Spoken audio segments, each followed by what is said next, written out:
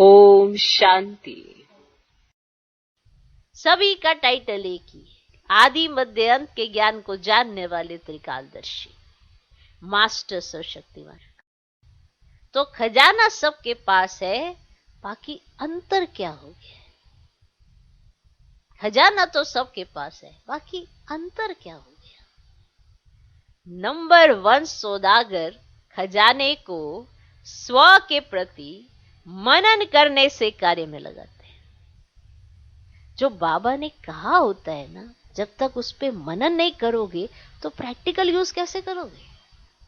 सिर्फ सुना सुनाया ये वो ज्ञान नहीं है।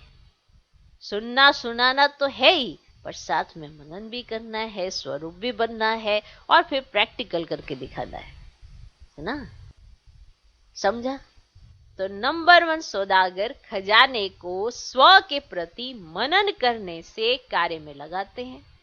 उसी अनुभव की अथॉरिटी से अनुभवी बन दूसरों को बांटते। जैसे उनका अपना अनुभव हो गया कि बाबा ने ऐसा कहा था, ये महावाक्य कहा था, तो उन्होंने प्रैक्टिकल कर लिया। अब वो जो उनका प्रैक्टिकल अनुभव है वो फिर दूसरे को भी बांटते हैं। कार्य में लगाना अर्थात खजाने को बढ़ाना। एक है सिर्फ वर्णन करने वाले, दूसरे है मनन करने वाले। अब जो मनन करता है ना, वो घोट लेता है और वो अनुभव भी करता है। जो सिर्फ वर्णन करता है वो बस थोड़ी देर के लिए खुश होता है। तो मनन करने वाले जिसको भी देते हैं वे स्वयं अनुभवी होने के कारण दूसरे को भी अनुभवी बना सकते हैं। जो मनन करते हैं, जो भी कहा बाबा ने, आपकी बुद्धि में वो पॉइंट चलना चाहिए। जब चले तो उसे प्रैक्टिकल करना चाहिए। चलना और प्रैक्टिकल करने के अंतर तक आपका अनुभव जुड़ता है, फिर वही अनुभव दूसरों के लिए भी अनुभव बनता है। सिर्फ वर्णन करने वाले दूसरे को भी धनवान नहीं बना सकेंगे और अपने प्रति भी समय परमान जो शक्ति, जो गुण, जो ज्ञान की बातें यूज करनी चाहिए वह समय पर नहीं कर सकेंगे। इसलिए खजाने के भरपूर स्वरूप का सुख और दाता बन देने का अनुभव नहीं कर सकते। समझे? बाबा कहना चाहते हैं कि आप जब सुनाते हो तो उसका स्वरूप भी बनो, और अगर आप स्वरूप बनोगे तो अनुभवी मूर्त होंगे, दूसरे को भी बना पाएंगे। धन होते भी धन से सुख नहीं ले सकते जो मनन नहीं करते। नंबर 1 अर्थात मनन शक्ति से खजाने के अनुभवी बनाने वाले, अर्थात दूसरे को भी धनवान बनाने वाले। इसलिए उन्हों का खजाना सदा बढ़ता जाता है और समय परमान स्वयं प्रति और दूसरों के प्रति कार्य में लगाने से सफलता स्वरूप सदा रहते। सिर्फ वर्णन करने वाले दूसरे को भी धनवान नहीं बना सकेंगे और अपने प्रति भी समय परमान जो शक्ति, जो गुण, जो ज्ञान की बातें यूज करनी चाहिए वह समय पर कर नहीं सकेंगे। ये पॉइंट बहुत विशेष है, क्योंकि हमारी बुद्धि में ज्ञान तो रहता है पर समय परमान ज्ञान इमर्ज नहीं होता है।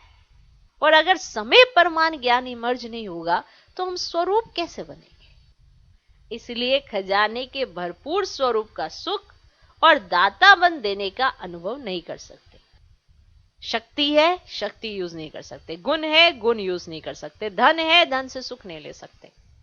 सिर्फ वर्णन कर सकते हैं।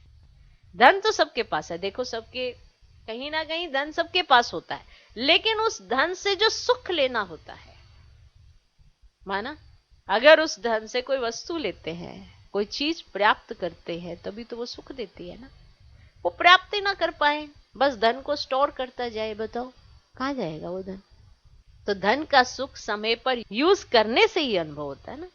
माना सब कुछ है पर उसका सुख नहीं लिया, माना मनन करके अगर आपने ज्ञान का स्वरूप नहीं बनाया तो आपको अनुभव कैसे होगा कि बाबा क्या कहते हैं? तो वो स्वरूप बनना बहुत जरूरी है। तो ये वर्णन करना अर्थात यूज ना करना सदा गरीब दिखाई देंगे।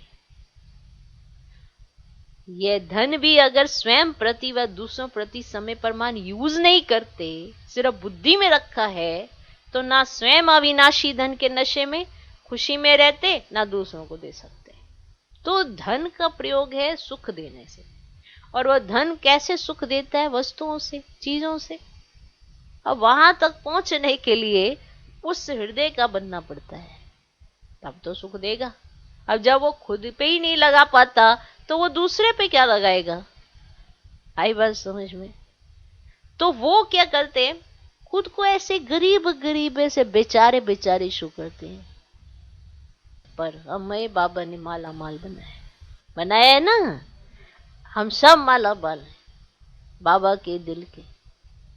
जैसे दिल दिया ना बाबा को, तो दिल से माला माल है सब के सब, कोई एक भी यज्ञ में ऐसा नहीं। ठीक है, तो धन का महत्व तब है जब वो प्रयोग में आए। ऐसे कोई कहता ना कि अरे इतना धन ऐसे, अरे धन का महत्व ही तब है जब वो प्रयोग में आए। उसके अलावा तो धन कुछ भी नहीं है, ऐसे ही पड़ा रहेगा, बैंक में भी पड़ा रहेगा, अलमारी में भी पड़ा रहेगा, ऐसे ही पड़ा रहेगा, उसका क्या फायदा है ना। तो ये धन भी अगर स्वयं प्रति व दूसरों प्रति समय प्रमाण यूज नहीं करते, सिर्फ बुद्धि में रखा है, तो ना स्वयं अविनाशी धन के नशे में खुशी में रहते, न दूसरों को दे सकते। कईयों के पास होता बहुत है पर सहयोग देने का उनका संस्कार नहीं होता, तो बाबा वो भी बताना चाहते हैं। जितना औरों को देंगे, जितना कार्य में लगाएंगे, उतना बढ़ेगा।